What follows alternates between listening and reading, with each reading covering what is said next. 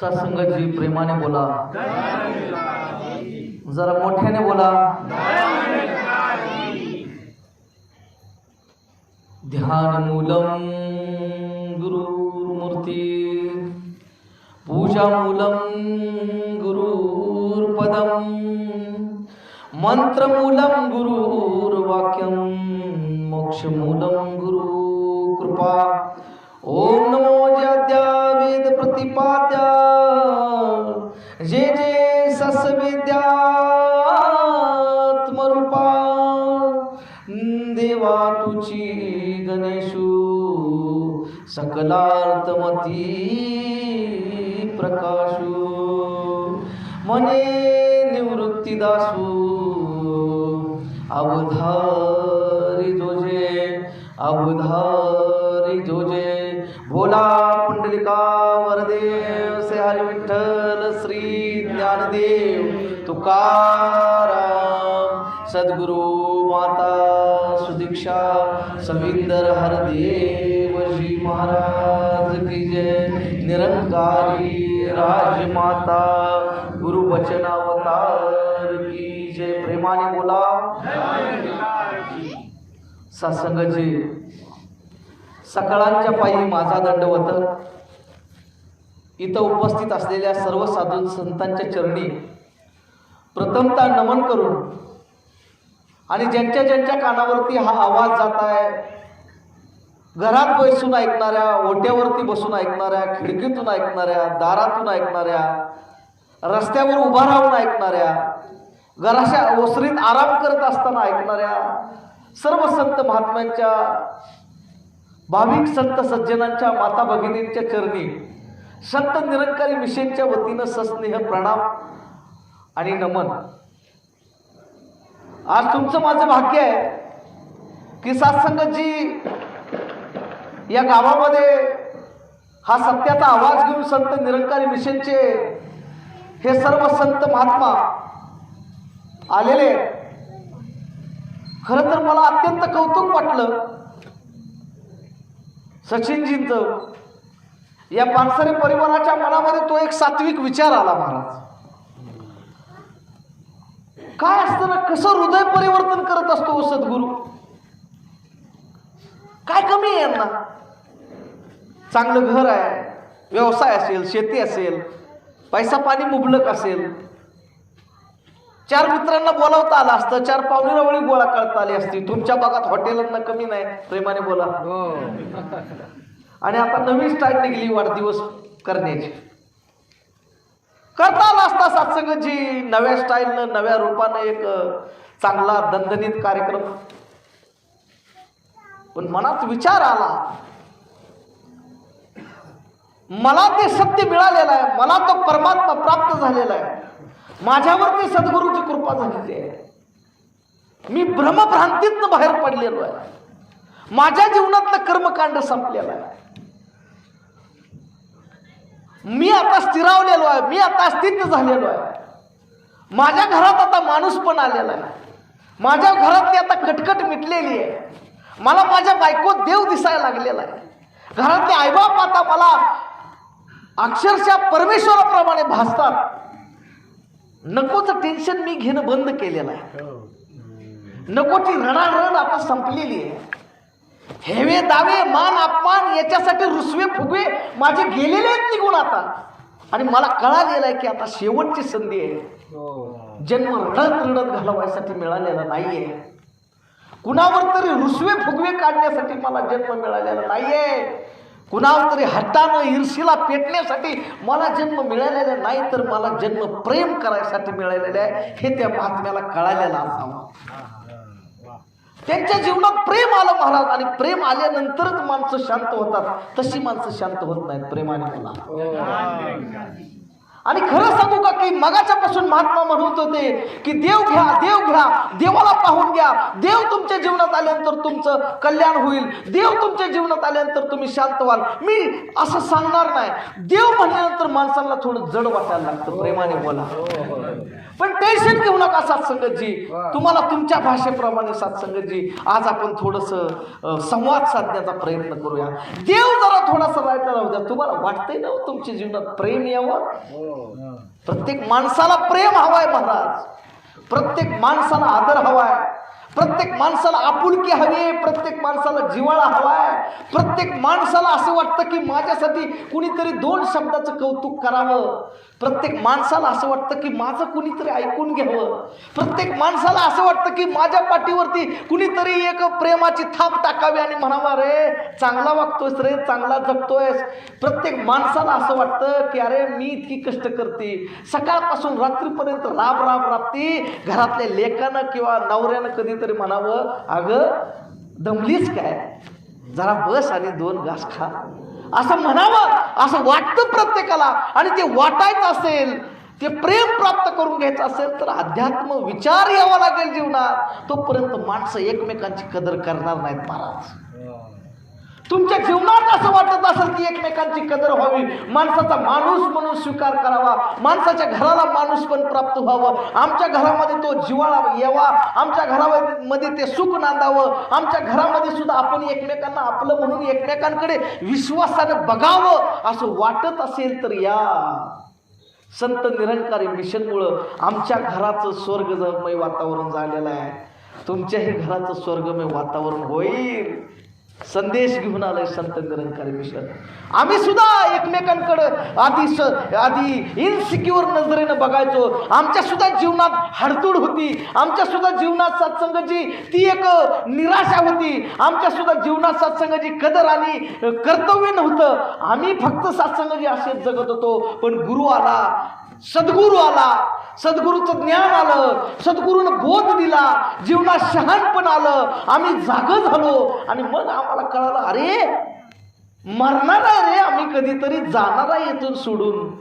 Validity ह्याला expiry date आहे. मी किती कडकड धडपड मरमर करायला लागलोय. आता बसून थोडंसं शांत होऊया की का. कधी बघितलाय का आपल्या प्रेमीजनांचा चेहरा आपण जवळ? आपल्या आईबापाकडे कधी आपण जवळ बघितलंय का? घरी गेलो होतो सत्संगजी, मध्ये भावाचं लग्न होतं आणि भावाचं लग्न होतं त्यावेळेस सत्संगजी सगळीजण चेहऱ्याला कुणी पावडर लावतंय, कुणी फेशियल करतंय, कुणी सलूनमध्ये जातंय, कुणी ब्युटी पार्लरमध्ये जातंय, कुणी इकडं जातंय, कुणी तिकडं जातंय. पण सत्संगजी मी घरात बघितलं सगळ्यांचं काय ना काय चालू होतं, पण माझा बाप असं काहीच करताना मला दिसत नव्हता. त्याच्या फक्त लक्ष सत्संग त्या गडबडीकडे लागलं होतं. मी जवळ गेलो, मी त्यांना म्हणलं मी तुमच्या चेहऱ्याला जरा ते मास्क लावू का? सगळे सगळेजण आपापल्याला ब्युटिफाय करायला लागलेत, कुणी पावडर लावायला लागले, कोणी ब्युटी पार्लरमध्ये जायला लागले. मी तुमच्या चेहऱ्याला ते लावू का जरा? तुमचा पण चेहरा काळवंडलाय, तो जरा चांगला होईल. आणि सत्संगजी त्या दिवशी माझ्या बापाचा चेहरा मी इतक्या जवळनं बघितला. ज्यानं मला जन्म दिलाय, ज्यानं माझ्यासाठी इतकं सगळं काय केलेलं आहे, ज्याचा जीव माझ्यासाठी सतत तळमळत असतो, अशी आपल्या घरातली प्रेम करणारी माणसं असतात. त्यांच्याकडे आपण कधी बघितलंय का सत्संगाची? मी ज्या वेळेस त्यांच्या चेहऱ्याला ते लावत होतो ना, त्यावेळेस मला अंदाज आला अरे कसा झाला चेहरा त्यांचा. वय सत्संगाची आता व्हायला लागलेलं आहे, कांती आता सत्संगाची थोडी ढिली पडायला लागलेली आहे. आणि सत्संगाची वयानुसार सत्संगाची शरीर अलाराम द्यायला लागतं. आणि मग सत्संगाची मी त्यांच्याकडे बघून त्यांना जवळनं बघितलं सत्संगाची. आणि त्यावेळेस माझ्या लक्षात आलं की सत्संगाची आपल्या माणसांकडे आपण जवळनं बघितलं पाहिजे. हा विचार मला गुरुने दिला महाराज. आजकाल वेळ आहे का हो तरुण पोरांना आईबापाकडे बघायला?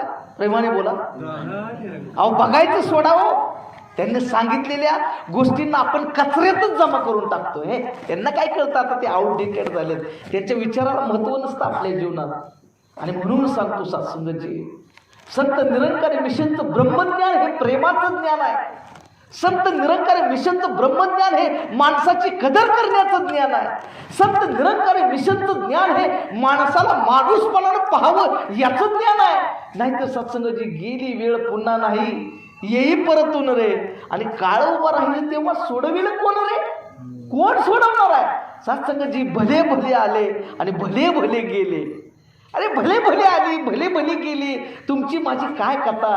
पण सत्संगजी जात असताना पाठीमागं सत्संगजी मरावे परी कीर्तिरूपी उरावे असं जीवन तुमचं माझं असावं. आणि ते कधी असतं? दुसऱ्याच्या शोषण करणाऱ्या माणसांना गेल्यानंतर कुणी चांगलं म्हणतं काय? म्हणतात बरं झालं गेला, प्रेमाने बोला, लय ताप होता. पण सत्संगजी एखादा परोपकारी असेल तर, एखादा दुसऱ्यांचा विचार करत असेल तर, एखाद्यावर प्रेम करत असेल तर, गेला तर दुःख होतं, अंतःकरण गेला होतं. आपण सुद्धा सत्संगाची संबंध नसताना रडायला लागतो, कारण त्यानं दुसऱ्यासाठी कष्ट खाल्लेले असतात. असं सत्संगाची तुम्हाला मला जीवन जगायचं असेल तर मी सगळ्यांना आमंत्रण देतोय, संत निरंकारी मिशन मध्ये या. संत निरंकारी मिशनचं परब्रह्म तत्वाचं ज्ञान घ्या.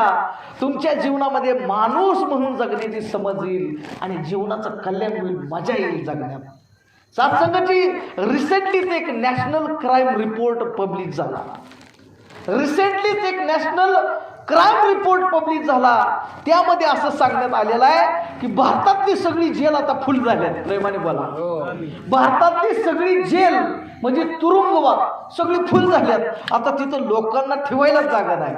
आणि म्हणून आता सत्संगाची भारतातल्या सरकारला आता असं एक धोरण राबवावं लागणार आहे की आपल्याला नवीन चांगली जेल बांधावी लागणार आहे. प्रेमाने बोला, म्हणजे देशाची प्रगती कशी आहे बघा. म्हणजे आपल्या देशात बाबा एखादी शाळा बांधावी, एखादं दवाखाना बांधावा, पण प्रगती कुठल्या दिशेला आहे बघा. आता आपल्याला चांगली जेल बांधावी लागणार आहे, कारण आपल्या इथं चांगले गुन्हेगार घडत आहेत. प्रेमाने बोला, आता जेल बांधायचं म्हणजे गुन्हेगार चांगले घडत आहेत. तिथं संख्या वाढलेली आहे, तिथं गडबड गोंधळ वाढलेला आहे, तिथं त्यांना त्रास व्हायला लागलेला आहे. आता बाहेर गडी ताप देतोय म्हणलं तर तिथं तरी सुखाला जगला पाहिजे, त्याची व्यवस्था सरकारला करावी लागणार आहे. त्यासाठी म्हणली आता आपल्याला चांगली जेल बांधावी लागणार. हाय का हो प्रगतीचं लक्षण? हाय का हो तुमच्या माझ्या समाजाचं पुढारलेपणाचं लक्षण? हाच विकास आहे का आपला? हीच तंत्रज्ञानानं गाठलेली उंची आहे का आपली? हसण्याची गोष्ट नाही. गांभीर्यपूर्वक स्वतःच्या अंतःकरणाला प्रश्न विचारावा लागेल. अरे समाज म्हणून मी जगत असताना माझ्या समाजात गुन्हेगार वाढतायत, त्याला सुद्धा मी तितकाच जबाबदार आहे. कारण मी प्रेमाचा संदेश त्याच्यापर्यंत घेऊन गेलो नाही, म्हणून असं घडलं. कुठलं पाकिट घेऊन इथं आलेलं नाहीये. आणि सत्संगाने तुम्ही चांगलं म्हणावं म्हणून इथं आलेलं नाहीये. आम्हाला आमच्या गुरुने इथं पाठवलेला आहे, तो इथं घेऊन आलेला आहे. कारण गुरु दयाळू झालेला आहे तुमच्या माझ्यावरती. आणि म्हणून त्याला असं वाटतंय की सत्संगजी जावा, तुम्ही तुमचं कर्तव्य करा आणि सत्संगजी तुमच्या बाजूने चुकू नका. ही प्रगती आपली. परवा तिथं गेलो होतो सत्संगजी, एक खटला होता माझ्या मित्राचा कौटुंबिक न्यायालयाला पुण्यात शिवाजीनगरला. तिथं कौटुंबिक न्यायालय आहे. तिथं गेलो आणि सत्संगजी तिथं बघितलं तर तिथं एक आजोबा सांगत होते, म्हणले आधी ही कोर्ट बारकच होतं, म्हणली छोटंसं होतं, आता म्हणली मोठं झालंय. कसं काय झालंय? प्रेमाने बोला, कसं काय झालंय? म्हणली एवढी मोठी बिल्डिंग झालेली आहे, सगळी व्यवस्था आहे, म्हणली इथं लाईटिंग आहे. मी त्यांच्याकडे बघत होतो, मग आधी बारकं होतं, आता कोर्ट मोठं झालं, ह्यात कौतुकाची गोष्ट काय? अरे कौटुंबिक कलह वाढले म्हणून कोर्ट मोठं करावं लागलं. ही समाजाचा अपयश आहे. नाती सांभाळता येणार तुम्हाला मला आता. घरातल्या बायकोला सुद्धा तुम्हाला मला ऍडजस्ट करता येत नाही आता. घरातली सून सुद्धा तुम्हाला आता नकोशी वाटायला लागलेली आहे. सासूला सुद्धा सुनेला समजून घेता येणार आता. आपल्याला एकमेकांना ऍडजस्ट करून प्रेमानं राहता येणार, त्याचं लक्षण आहे ते. कोर्ट मोठं झालं, कोर्ट चांगलं झालं म्हणजे समाज म्हणून तुम्ही आम्ही अपयशी झालो, त्याची ती निशाणी आहे. ही प्रगती आहे का आपल्या समाजाची? हे यश आहे का आपलं माणूस म्हणून? ह्याच्या कोण विचार करणार? अध्यात्माची ती जबाबदारी आहे. प्रत्येक वेळेसच तुम्हाला इथून फक्त श्लोकन ओव्यान पुराणन हे नाही सांगितलं जाणार. अरे तुम्ही जगताय, जगत असताना तुमच्या अडचणींवर अध्यात्म उपाय आहे हे इथून सांगायचंय. प्रेमाने बोला. संत निरंकारी मिशनची एखाद्या महात्म्याचा खटला तिथं कौटुंबिक कोर्टात जाणार नाही, विश्वास आहे. संत निरंकारी मिशनचा महात्मा जेलमध्ये गर्दी वाढवणार नाही, विश्वास आहे. आमच्या सत्संग मधला एखादा माणूस दंगलीत सहभागी नसणार आहे, हा विश्वास आहे. काय गात होती ती मुलगी जिचा वाढदिवस आहे आज, माणूस बनवलं म्हणली आम्हाला. आणि त्यात एक कडवं होतं बघा, जाती धर्माच्या पलीकडे गेले. काय हो, एवढेसे जीवावर आता संस्कार झाला महाराज, तो पुढे जाऊन कट्टरवादी होणार नाही, धर्मवादी होणार नाही, जातीवादी होणार नाही, कुणावरची तरी लुटमार करणार नाही, कुणाच्या तरी गळ्यावर पाय देऊन उभा राहणार नाही. ती लेख, अरे सावित्रीबाई सारखी, ती लेख जिजाऊ सारखी, ती लेख पुढे जाऊन झाशीच्या राणी सारखी राज्य करणारी ठरेल, ज्या राज्यात सर्व जाती धर्माची लोक तिच्या जवळ प्रेमाने येतील. हा माझ्या संत निरंकारी मिशनचा विश्वास आहे आणि संस्कार आहे महाराज. मला कौतुक वाटलं, अरे मुलं संस्काराला जोडा, मुलं अध्यात्माला जोडा, मुलं गुरुच्या विचाराशी जोडा, नाहीतर उद्या जाऊन तुमच्या माझ्यातनं सुद्धा समाजाला उपद्रव निर्माण करणारी पिढी घडेल. मग डोक्याला हात लावण्याशिवाय आईबापाकडे काय शिल्लक राहत नाही. माझ्या ओळखीचं एक कुटुंब आहे, पोरगा जिरवण्यात गेला, आईबाप सत्संगती धडाधडा रडत बसतात डोक्याला हात लावून. वकील 5 लाख मागतो बाहेर काढायला, ह्यांनी कर्ज काढलं, कर्ज काढून सत्संगची त्याला बाहेर काढला. आई त्याचं कर्ज फेडायला लागली, EMI काम करून ती मरायला लागली, तिच्या हाडाची काढ झाली. पोरानं दुसरा गुन्हा केला, परत पोरगा आत गेलं. लोक म्हणली मरो दे त्याला, सडू दे त्याला तिथं तसंच, कशाला त्याला बाहेर काढायचा. अरे पण आईबापाचं काळीज आहे, त्याचं करायचं काय. आईबापानं आणखी 5 लाखाचं कर्ज काढलं, त्याला परत बाहेर काढला. म्हणून सांगतोय, येणाऱ्या काळात जर परत असं डोक्याला हात लावून बसायचं नसेल तर सत्संगाची ब्रह्मज्ञान द्या.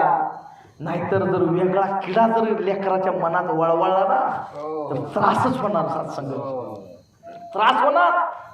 आणि मग त्रास झाला की मग हा आवाज आठवणार, म्हणले एकदा तिथं संगत चालू होती आणि कुणीतरी तिथनं सांगत होतं, सत्संगला या बाबा हो, या गेली वेळ पुन्हा नाही, येई परतून रे. आणि काळ उभा राहिलं तेव्हा सोडविलं कोण रे, कोण सोडवणार नाही हो, कोण सोडवणार नाही. जग सुद्धा संशयित नजरेनं बघतं. म्हणून सत्संगाची आज सांगणं आहे, आज सांगणं आहे, तुमच्या चरणावर पडून सांगणं आहे. अहो हे ज्ञान साधन आहे, हे ज्ञान साधन आहे महाराज. अहो आपल्याला अधिकारच नव्हता हो हे घेण्याचा, प्रेमाने बोला तुम्ही. आम्ही कष्ट करणारी, काबाड कष्ट करणारी, संसारात जगणारी, देहभाव असणारी, स्वार्थ असणारी, लालसा असणारी, लोभ असणारी माणसं, हिताचं पाहणारी माणसं, संसारात गडबाडलेली माणसं, ब्रह्मज्ञान आपल्याला कळावून पचनी पडावं. अरे नव्हतं, अधिकारातच नव्हतं. ज्ञानोबरायांना दया आली, प्रेमाने बोला ज्ञानोबरायांना दया आली. ज्ञानोबरायांनी व्यवस्थेच्या विरोधात बंड पुकारलं महाराज. आता लय महत्वाचं सांगायला लागलो, प्रेमाने बोला. ज्ञानोबरायांनी व्यवस्थेच्या विरोधात बंड पुकारलं. आणि ज्ञानोबरायांना ज्यावेळेस निवृत्ती महाराजांना ज्ञान दिलं त्यावेळेस निवृत्ती महाराजांना ज्ञानोबराय गळझटीला जीवन हट्टानं पेटले. त्यांना म्हणले की दादा, अहो दादा म्हणले, मला हे जे ज्ञान मिळालेलं आहे, जी परब्रह्माची अनुभूती झालेली आहे, ज्याला पाहून मी येणा झालेलो आहे, रूप पाहता लोचने सुख झाले हो साजने, तो हा विठ्ठल बरावा, तो हा माधव बरावा. अरे मी त्या विठ्ठलाला पाहिलेला आहे हो दादा. हा परब्रह्म तत्वाचा अनुभव, अमृतानुभव जगाला मिळावा, जग सुखी व्हावं, माझी तुमच्यासाठी मागणी आहे म्हणले. हे सगळ्याला मिळावं हो, सगळ्याला मिळू द्या. निवृत्ती महाराज म्हणले, ज्ञाना अरे येडा झालाय काय म्हणली, प्रेमाने बोला. अरे येडा झालाय काय म्हणली. ज्यांना नागड राहायची सवय लागली त्यांना कपडे घालायचं तो कधीपासून शिकवायला लागला. समाजाला नागड राहायची सवय लागली म्हणली. अरे तू यांना कपडे घालायला जाशील तर तुला दगड मारतील रे, तुझ्या अंगावर चिखल फेकला जाईल रे, तुझा छळ केला जाईल रे, तुझी धिंड काढली जाईल रे, तुला समाजातलं वाळीत टाकलं जाईल रे ज्ञाना. असा प्रयत्न करू नको. तुला मिळालंय, तू सुखी झालाय, भास की आता. संत परोपकारी असतात महाराज. 16व्या वर्षी ज्ञानेश्वरी लिहिली, 21व्या वर्षी समाधी घेतली, पण माझा 16व्या वर्षीचा ज्ञाना माऊली झाला. त्याचं कारणच एवढं होतं. ज्ञानोबाराय म्हणले, दादा हे सगळं मान्य आहे मला, त्रास झाला तरी चालल, दगड मारली तरी चालत्याल, लोकांनी मला छळलं तरी चालल, पण सगळ्यांना मिळावं, सगळ्यांना खुलं व्हावं हा अधिकार तुम्ही मला द्यावा. तुम्ही आता तथास्तु म्हणा. निवृत्ती महाराजांनी सत्संगाने त्यांना आशीर्वाद दिला आणि मग ही ज्ञानगंगा तुमच्या माझ्यासाठी उघडी झाली. संस्कृत मधली गीता, अरे तुम्हा आम्हाला आता मराठी प्राकृतच कळत नाही, तर त्यावेळेस ज्ञानोबरायांनी प्रयत्न केला. संस्कृत मधली गीता प्राकृत मराठी भाषेमध्ये ज्ञानेश्वरीच्या रूपाने तुमच्या माझ्यासाठी प्रगटन खुली केली. का तर माणसं वाचतील आणि शहाणे होतील, त्यांना सत्य कळल. नाहीतर उद्या जाऊन ती कुणाच्या तरी ठेकेदाराकडं, धर्माच्या ठेकेदाराकडं, दलालाकडं, अध्यात्माच्या दुकानदारी मांडलेल्याकडे जातील आणि परत त्यांना म्हणतील, मला सांगा की काय करू, कुठं घालू होम, प्रेमाने बोला, आणि किती गुरुदक्षिणा द्यावी आणि काय काय आणावं. हे तुमचं माझं ज्ञानोबरायांना मिटवायचं होतं. म्हणून ज्ञानोबरायांनी तुमच्या माझ्यासाठी ज्ञानेश्वरीच्या रूपानं खुला केला सत्संगाची, अध्यात्माचा सत्संगाची झरा, आणि तुमची माझी तहान मिटावी म्हणून सत्संगाची ज्ञानोबरायांनी तो यज्ञ चालू केला. त्या यज्ञाला परिपूर्तीस नेण्याचं काम आज कोण करतंय, तर त्याचं नाव आहे संत निरंकारी मिशन. ज्ञानोबरायांना जे वाटत होतं की ज्ञान सगळ्यांना मिळावं, तेच ज्ञान घेऊन सत्संगाची संत आज संत हे निरंकारी मिशनच्या वतीने तुमच्या माझ्याकडे आलेले आहेत. व्यवस्था संत निरंकारी मंडळाची असू शकते, परंतु ज्ञान ते आहे, प्रयास तो आहे, भाव तो आहे, जी माऊली ज्ञानेश्वरांचा आहे. आणि म्हणून सत्संगाचे तुमचं माझं हक्काचं ज्ञान आहे, हक्काचं आहे. संतांनी भांडले, ते संतांनी झगडा घातलाय व्यवस्थेची, तेव्हा ते खुलं झालंय. बाबा हो, या सोनेरी संधी आहे, या संधीचा लाभ उठवा. जीवनाचं कल्याण झाल्याशिवाय राहणार नाही, तुमचं जीवन सुखी झाल्याशिवाय राहणार नाही. नाहीतर सत्संगाची महात्मा म्हणाले, कुठवर बक्षील मावजारे, मग येतील यमाच्या फौजारे, धनदारा सुत नारी राखतील दरवाजा रे, चलतीचे हे गोत पाहुणे आले तुझ्या काजारे, अरे काज सोडून व्यर्थ भटकशील मग काय वाजविल बाजारे. देहातली ताकद संपली ना महाराज. हे व्हॅलिडिटी आहे बरं का याची. जवानी सरली ना महाराज, उतारत वय लागलं ना, शरीरानं कॉल द्यायला सुरुवात केलीला, मग आठवतं अंगात ज्यावेळेस ताकद होती त्यावेळेस देवाला भजलं असतं तर बरं झालं असतं. आता सत्संगाची ज्यांच्याकडे सत्ता आहे, पैसा आहे, वय आहे, त्यांनी सत्संगाची गुरु कार्याला लावावं, श्वास गुरु कार्याला लावावे. अरे कल्याण झाल्याशिवाय राहणार नाही, शंकाच घेऊ नका, प्रेमाने बोला. जे जे धर्म स्थापनेचे नर, ते ते भगवंताचे अवतार, आधी होते पुढे होणार देणे भगवंताचे, शंकाच घेऊ नका. वाट चालायलाच लागलाय तर चाला. जगाने नाव ठेवतात तर ठेवू द्या, लोकांनी तुमची निंदा करतात तर करू द्या, पण मार्ग धरलेला सोडू नका. काय आणलंय तुमचं माझं सत्संगाची? संसार तर सगळीच करतात. अरे सत्याचा कारभार करण्यासाठी गुरुनं सामील करून घेतलं, याचं भाग्य माना. भाग्य माना, नाहीतर सत्संगाची काय खरं नाही. आता रिसेंटली रतन टाटा गेले, एवढं मोठं साम्राज्य, त्याही माणसाचं सत्संगाची भारतासाठी योगदान आहे, चांगला माणूस होता. पण सत्संगाची रतन टाटा गेले, लोक विसरून गेली, पण तुकोबारा गेले, विसरता येत नाही. प्रेमाने बोला. अजित दादा गेले, आता काही दिवसानंतर लोक विसरून जातील, पण संत ज्ञानेश्वर माऊली गेले, विसरता येणार नाही. पालक्याच वाहिल्या, कारण संतांनी नेहमी परोपकाराचं कार्य केलं, पण स्वार्थ नव्हता. काय गरज आहे सत्संगाची? इथे येऊन एवढ्या सत्संगाची अट्टहासानं सगळ्यांना हे आवाज देण्याची, कारण संतांना कळकळ आहे. माणसं वाचली पाहिजे, समाज वाचला पाहिजे, जेल रिकामी झाली पाहिजे, तिथं गर्दी नको आता. इथं पाहिजे. वकिलांचं बी काम जरा आता हलकं झालं पाहिजे. नको आपल्या केसेस बाबा तिकडे घेऊन जाऊ नका, चांगलं नाही ते. घरात मिटवून घ्या रे बाबा, मिटवून घ्या, माघार घ्या. वकिलाच्या फी पेक्षा आपण 2 पावलं मागे घेतली तर कल्याण होईल बाबा. अहंकार कारण आहे रे भांडणाचा, अहंकार कारण आहे. अहंकार निरंकार आल्यानंच जातो बरं का, तसा जात नाही. औषध पक्क करावं लागतंय प्रेमाने, औषध पक्क करावं लागतंय. आणि निरंकार संत निरंकार मिशनच्या ब्रह्मज्ञानाद्वारे निरंकाराचा आत्मबोध हे औषध आहे. औषध करून घ्या, मग वकिलाकडे जायची गरज नाही लागणार, पोलीस स्टेशनला जायची गरज नाही लागणार. जगात जीवनात घरात विपरीत घडणार नाही, नाही घडणार. अरे ज्यांनी संतांची सेवा केली, गुरुवर विश्वास ठेवला, अरे संसार अर्पण केला रे संतांनी. गुरुच्या भरोश्यावर संसार अर्पण केला. 40-40, 50-50 वर्ष झालं माणसं अशी हिंडायला लागली प्रेमाने. मला एकनाथजी सारखी, तानाजी खंडागळे सारखी, भगवान तुपे तर आवाज देता देता जिंकला कोराळ्यांसारखी. अरे लोक खुश आहेत, खुश झाले, कळलंय काय नाही मजा आहे प्रेमाने मला. नाहीतर जीव गुतला की ना महाराज, जीवाची सोडवण करायची बरं का महाराज. आणि भ्रम मिटल्याशिवाय जीव सुटत नाही. आणि जीव सुटण्यासाठी ब्रह्मज्ञान पाहिजे. ब्रह्मज्ञान आलं, ब्रह्मज्ञान कळालं, सद्गुरूचं ज्ञान कळालं की जीव मुक्त होतो प्रेमाने मला. आणि जीव मुक्त झाला की दुःख होत नाही. आणि दुःखात सुटका झाली की मग मोक्ष मुक्ती निर्वाण मागायचीच गरज नाही प्रेमाने मला, मागायचीच गरज नाही. हायच समोरच आहे प्रेमाने बोला.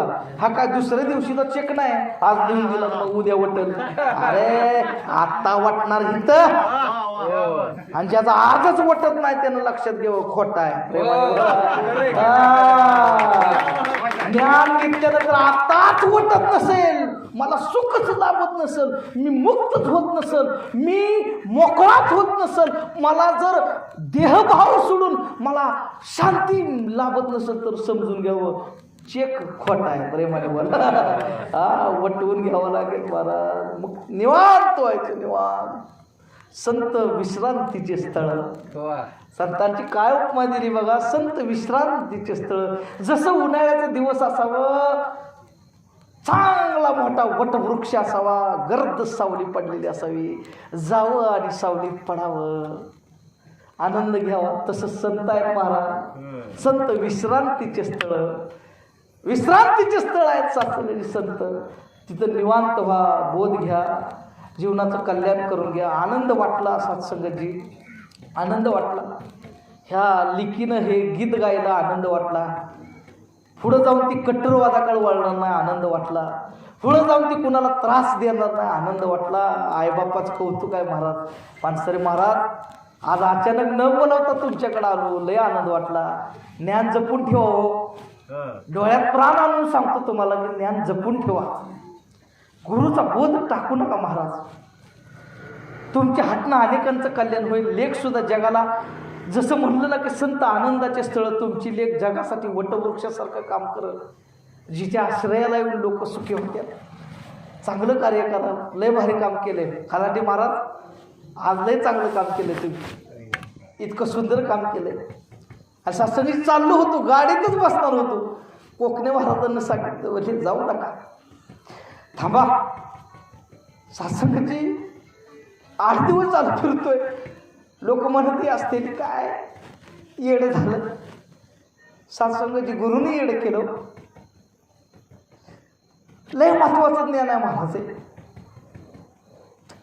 याला हलक्यात घेऊ नका, जपा आणि अनेकांना द्या.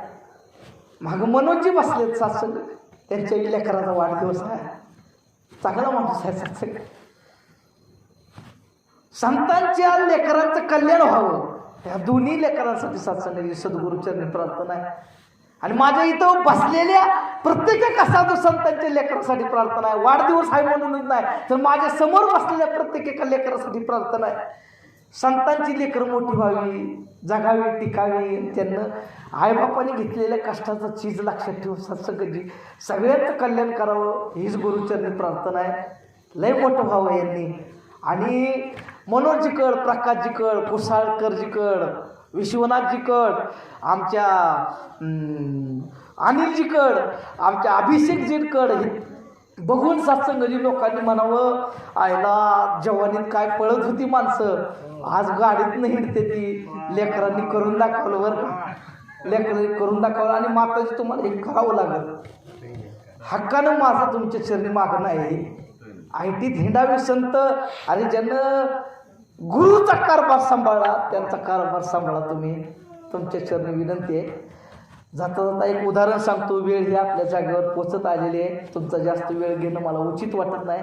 एक उदाहरण सांगतो. सत्संगजी आपल्या वाणीला रजा देतो. सत्संगजी गोष्ट अशी झाली, एक बिल्डिंग होती, बिल्डिंगच्या खाली काम चालू होतं आणि एक कामगार सत्संगजी काम करत होता. वर मालक होता. मालक बाल्कनीतनं बघत होता काय चाललंय काय नाही. मालकाला खाली त्या कामगाराला काहीतरी सांगायचं होतं, काहीतरी आवाज द्यायचा होता. दोन तीन वेळा त्याने हाक मारण्याचा प्रयत्न केला, परंतु वरून आवाज येतो, त्या आवाजाकडे त्या लक्षच जात नव्हतं कामगाराचं. मग सत्संगजी लक्ष जात नव्हतं म्हणल्यानंतर त्यांनी काय केलं, असं ऐकत नाही आपण काय करू. एक त्यानं खिशातनं एक 100ची नोट काढली, प्रेमाने बोला 100ची काढली आणि अशी वरनं हळू सोडली. वरनं हळू सोडली, जशी नोट खाली आली कामगारानं इकडं तिकडं बघितलं, कोणाच दिसना. नोट उचलली ना खिशात घातली. प्रेमाने बोला. वरनं तो आवाज येतो, हा काय कडे वरच बघ ना. प्रेमाने बोला. मग त्याला वाटलं 100ची टाकली, वर नाही बघितलं. आता काय करू म्हणले 200ची टाकू. मालकानं 200ची काढली, वरनं खाली सोडली. नोट 200ची खाली आली, 200 बी गाड्यानं उचलली आपली खिशात टाकली. प्रेमाने बोला. तरी पण हा वर बघ ना, वर काय ह्याचं लक्ष जाय ना. हा तो नोटा पाठवतो मालक वर बघासाठी, हा काय वर बघत नव्हता. मग मालकानं काय केलं म्हणले 500ची टाकू. 500ची टाकल्यानंतर तर हा वर बघल आणि आपल्याकडे पाहिल, आपलं काय आहे ते ऐकल. तिनं काय केलं 500ची काढली, वर 500ची सोडली. 500ची नोट जशी खाली गेली तसा गड्याला जास्तच आनंद झाला. इकडं तिकडं बघतोय, म्हणजे नोटा पण येते ते काय कळला. जाऊ दे म्हणली, नोट घेतली ना आपली खिशात टाकली. वर बघायचं ह्याच्या कुठं लक्षात आहे, गडी नोटातच दंग झाला. प्रेमाने मला गडी नोटात दंग झाला. मग मालकानं काय केलं म्हणले, इतक्या दिवस झालं, इतक्या वेळ झालं नोटा टाकतोय, गडी काय वर बघणार. त्यानं काय केलं, घरात एक रबरचं झाड असं काहीतरी होतं, ती घेतलं, नियम धरून खाटकन त्याच्या डोक्यात टाकलं, तसं टाककन त्यानं वर बघितलं. प्रेमाने मालक म्हणला, येड्या, अरे इतक्या वेळ नोटा टाकत होतो, त्यावेळेस बघितलं नाही, आता डोक्यात मारलं, खाटकन वर बघितलं. सत्संगजी सांगायचं एवढंच आहे, सगळं लालेलाल आणि चालू असताना, गोडगोड चालू असताना, वरनं नोटा येत असत्या बाबा सुखाच्या, त्यावेळेसच वर बघा, डोक्यात खाटकन टाकण्याची वेळची वाट बघत बसू नका. मग लय त्रास होतोय. देव म्हणतोय, अरे येड्या, अरे म्हणले मी तुला 100ची पाठवली, नोकरीची नोट. वा वा वा, गड्याने घेतली आपली खिशात घातली. परत तरी वर बघायला देणाऱ्याकडे, अरे नोटा देणाऱ्याकडे बघ की. नोकरीची पाठवली, 100ची खिशात घातली, तरी देवाकडे माणसाचं लक्ष नाही. प्रेमाने बोला.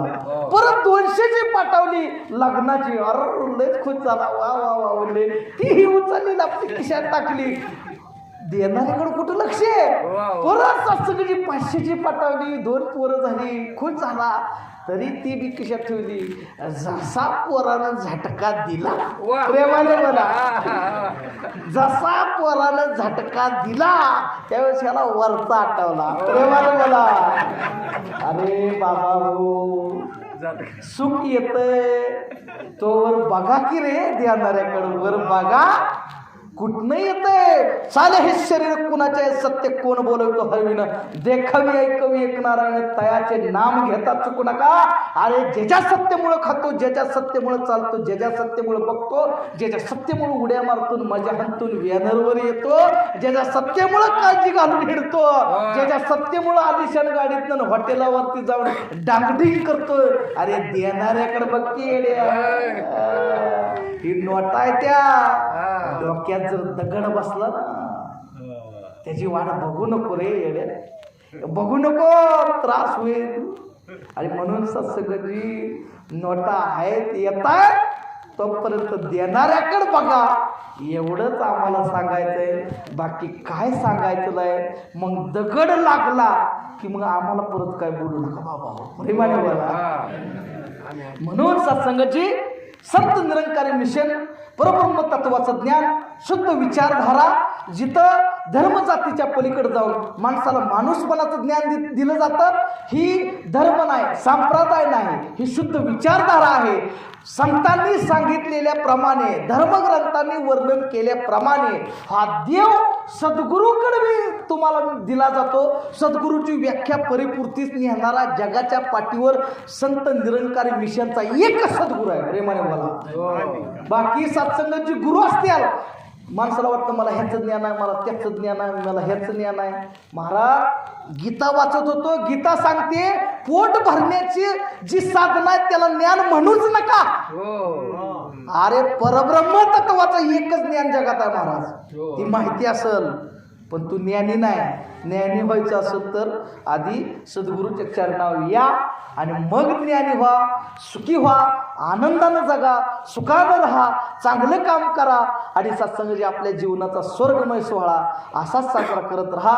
पुनश्च एकदा उपस्थित असलेल्या सगळ्यांना सर्व सुख मिळावे, त्यांचं तन मन धन तंदुरुस्त राहावं, सगळ्यांच्या जीवनामध्ये गुरुचं परब्रह्म तत्वाचं ज्ञान यावं, भान यावं, या गावात सुद्धा सत्संगजी प्रेम नांदावं, सुख शांती नांदावी, या गावामध्ये सत्संगजी गुरुचा प्रचार प्रसार व्हावा आणि सत्संगजी या कल्याणार्थ झटणाऱ्यांना गुरु उदंड आयुष्य दे, ताकद दे आणि यांच्याकडनं असंच कार्य करून घेत राहू दे. आणि संतांची मान या समाजात ताटमानेनं अशीच झळाळत राहू दे, हीच तुझ्या चरणी प्रार्थना. साथ संगत प्रेमाने बोला, सर्वांनी बोला.